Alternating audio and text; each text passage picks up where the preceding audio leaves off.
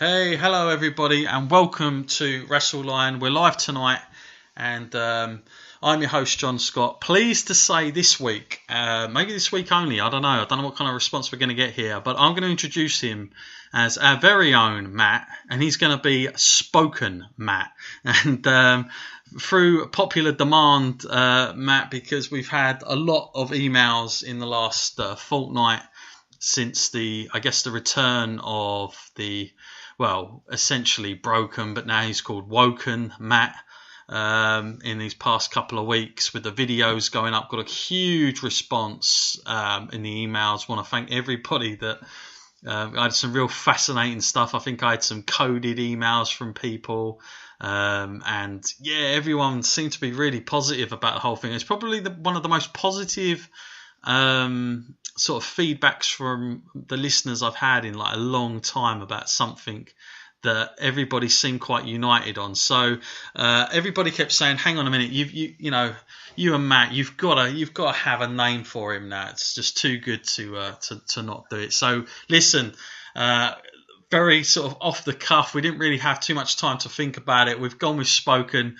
Spoken Matt, you are on. I don't know if you're going to be a changed personality as well. I'm hoping not too much for this one. No, I'll leave that down to the Woken Matt. I mean, I've been through my tough times with the WWE, but it never got to the point where it broke me. So, I'm quite humbled by the Spoken Matt title there, and I'll accept that if it goes down well.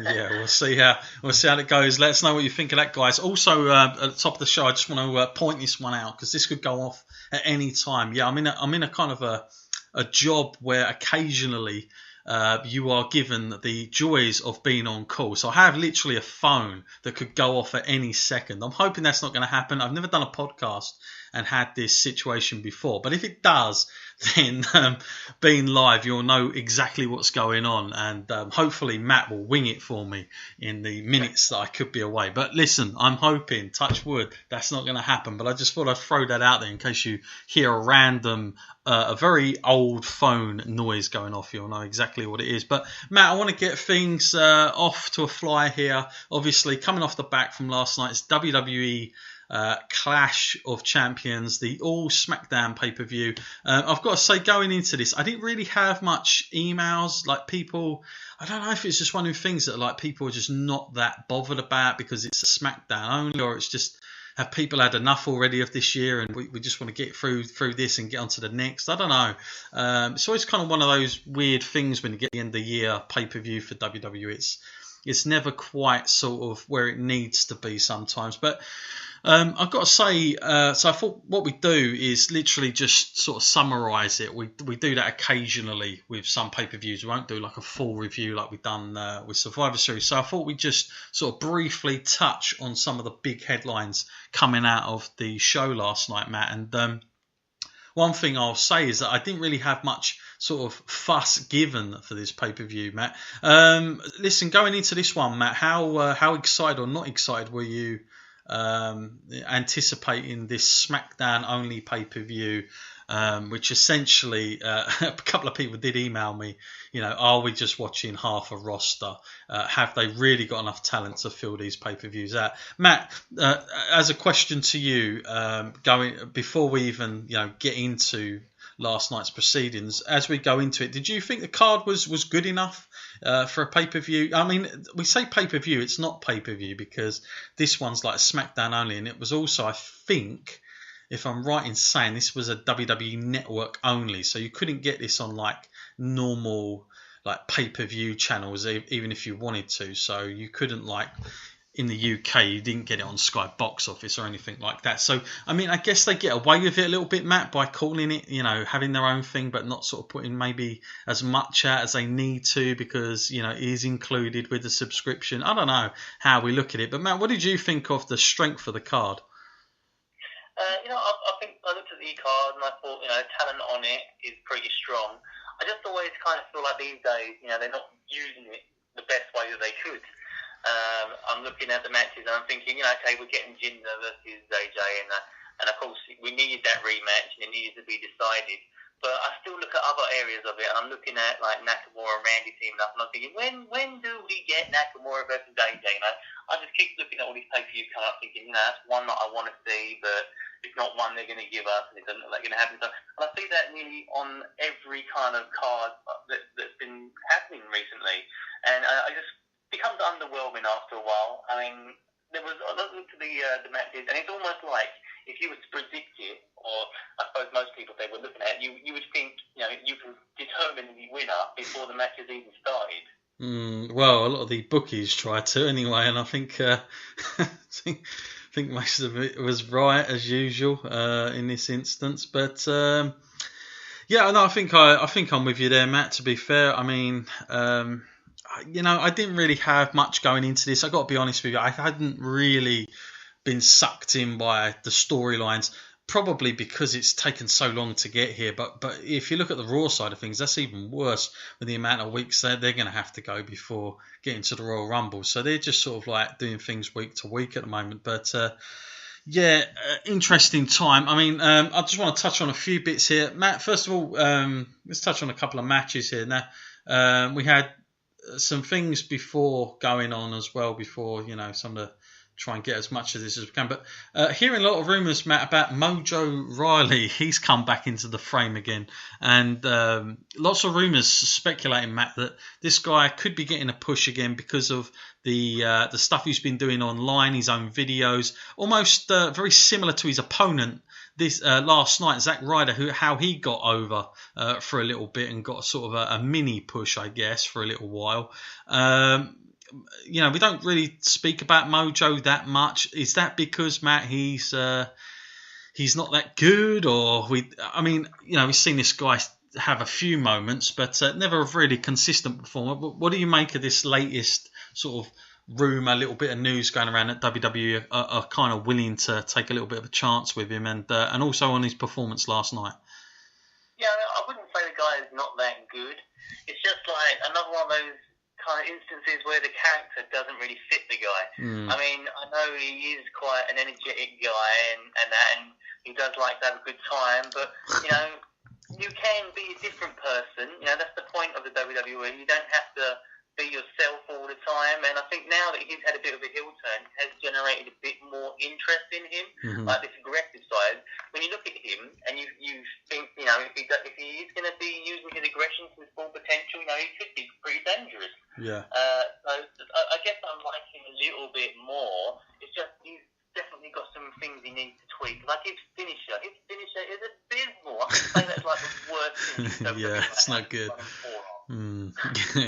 Yeah, they need to improve that. I mean, they've done this. After the match, like Mojo kind of stands tall, I guess, and his music hits, and tries to talk some trash as we go to replay. But I just think there is something missing with him. He's a little bit too. There's not much depth to his character. I think we need to see a little bit more of a different side of him, other than this sort of ramped up pump guy all the time. I think we need to see that. But fair play to him if he's going to get a little push off of his own back. I'm all for that. I think not enough guys do that sometimes. They get stuck in that rut.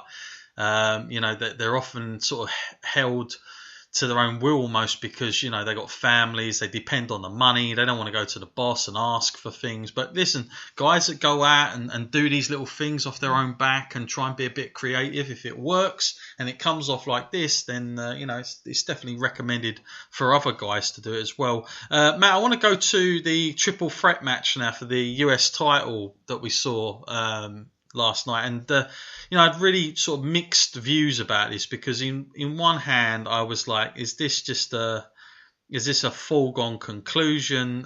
Certainly the bookies got this one well wrong, I will say, Matt. But was anybody expecting the outcome that we got last night in this triple threat? I've got to say I wasn't. If I was gonna make my money like a bookie would, then my money would be on Corbin, and I would have probably had to pay out quite a bit because Dolph Ziggler, I would have put him down as having no chance. I thought it was just a spare of a moment thing to add a little bit of spice to the match, which was otherwise I thought just going to be Baron retaining and marching on towards WrestleMania. Yeah, Dolph Ziggler. I mean, honestly, I think he had odds of like 20-1. So that's if anyone put anything on that, then you've done well out of it. That's for sure. So yeah, they do occasionally get these things wrong. Certainly Baron Corbin was the odds-on favourite, and Bobby Roode was probably about sort of 5-6-1. So it was pretty much certain Baron Corbin was going to be the guy. But the match itself, Matt, I mean, what did you think of that? I thought it was a decent match between the three, and very much Bobby Roode-like style. I kind of felt like it done well for him. But the result of this match seems one of those ones where I'm like, are they? Is this just a token thing for Dolph? This certainly isn't a thing where I'm thinking, yeah, he's gonna elevate that title. I've seen poor old Dolph have these belts so many times now.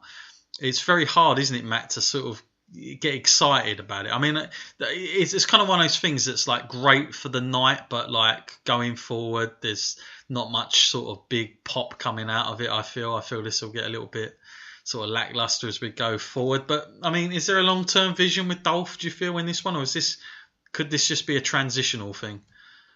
I really can't see it being long-term. I kind of came out after the pay-per-view was finished. I had already forgotten about this match. Even though the title had changed, I just didn't really care that much that it had changed. And like you said, we've seen it so often with Dolph. He's like a utility kind of guy. They just put him in any slot that requires a bit of a change-up or an opponent. And it almost makes me wonder now, like, is he just holding this title so that someone can get the call up from NXT and... because he seems to be the go-to guy. Every time someone comes up from NXT, they've got to fight Dolph. So is this just going to be like they can have their first feud for that title or something? Yeah, I don't know. Yeah, it's going to be weird. Possibly, I guess. I guess that could be one possible thing. Heading into the Rumble, maybe they want, one of those sort of big, exciting opening matches, and Dolph will be the guy possibly to do that. Who knows?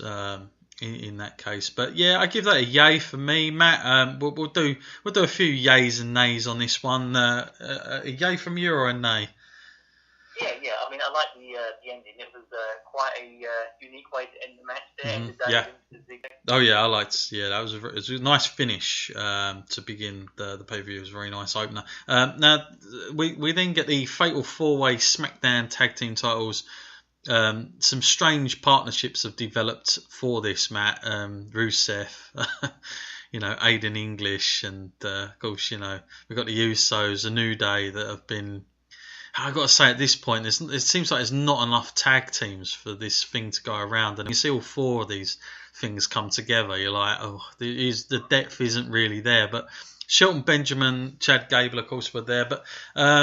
This match for you, Matt. What did you make of it on your end? Oh, this match to me. I mean, I did enjoy it, but it was all over the place. Like, one thing, if you're new to wrestling and you've got the basics and the rules all down, and you're looking at this, you haven't got a clue what's going on. Who's legal? Who's doing what? Who's in the ring? Who's out there? I don't even know how the ref can keep an eye on this with all these tags going on in this match. And at times as well, I thought I was watching like they were doing some sort of timeshare. Like there was two separate tag team matches going on, and they just happened to share a ring at the same time. Because they barely sort of mixed it up. It was like they cut the ring in half, and there were two tag matches. Yeah, no, I think it was a bit of a cluster, this one. I mean, I enjoyed it. I thought it was okay. Listen, first and foremost, I'm going to be biased because I'm not a massive fan of doing a fatal 4-way tag match. I mean, it just takes the sort of importance out of it sometimes. And again, like I said at the opening of this, I feel like they are really lacking the depth for this pool of tag teams. Like, again, whether this should just be an exclusive to one brand, possibly, and all these things are kind of out the window. But Usos, going over here, Matt, no surprise, I guess, from you. Yeah, definitely not. I mean, I knew they were going to be kind of the winners. I couldn't really see any point in changing it. And the New Day have had it so many times already, and it was only just recently, really, that they had it last. Don't really see them doing a long feud with the Usos again. So it feels like they need a real injection of new blood into the sort of tag team division. And I was